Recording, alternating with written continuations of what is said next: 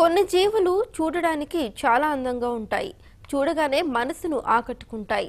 ఒక్కసారి చేతిలోకి తీసుకొని వాటితో సరదాగా ఆడుకోవాలనిపిస్తుంది. అయితే కొన్నింటిని ముట్టుకున్నామంటే మటాషే. వినడానికి వింతగా ఉన్నా ఇది నిజం. కావాలంటే ఈ స్టోరీ చూసేయండి.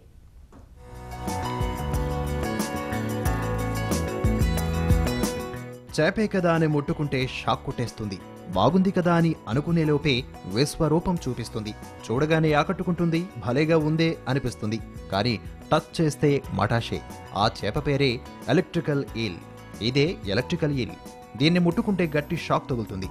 దాదాపు 600 వోల్టుల దాకా కరెంటును ఉత్పత్తి చేస్తుంది. దక్షిణ అమెరికాలోని అమెజాన్, ఓరినోకో ప్రాంతాలకి చెందిన చెరువుల్లో, నదుల్లో ఈ చేప బతుకుతుంది.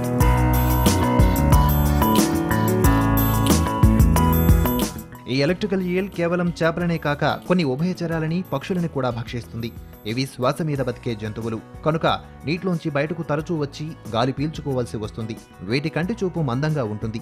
విమానాలు, ఓడలు ఎలాగైతే రాడార్ సంకేతాలతో లక్ష్యాల దూరాలు తెలుసుకున్నట్లు విద్యుత్ ప్రవాహాన్ని వెలువరించి పరిసరాల్లో విస్తరించే తీరును బట్టి చుట్టూ ఉండే వస్తువుల స్థానాలను ఇది నిర్ణయిస్తుంది.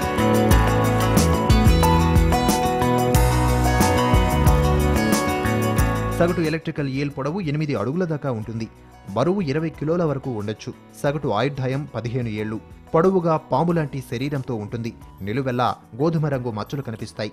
మొత్తంగా ఈ ఎలక్ట్రికల్ ఈల్తో మనుషులకు ప్రమాదం పొంచి ఉంది. దీని షాక్ తగిలి హార్ట్ అటాక్ వచ్చిన వారు చాలా మంది ఉన్నారు.